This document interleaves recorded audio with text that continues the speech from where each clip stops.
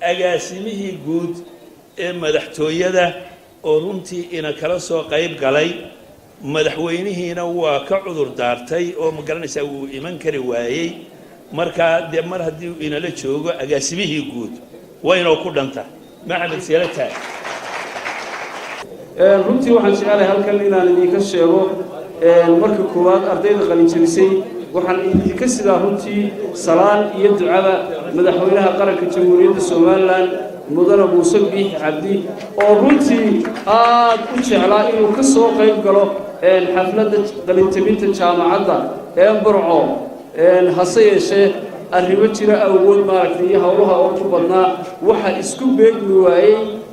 waqtigii jaamacaddu graduate gareysay la qalinjabinayay iyo waqtigii madaxweynuhu uu inoo iman lahaa laakiin waa idin soo salaamaya waana idin soo ducaynaya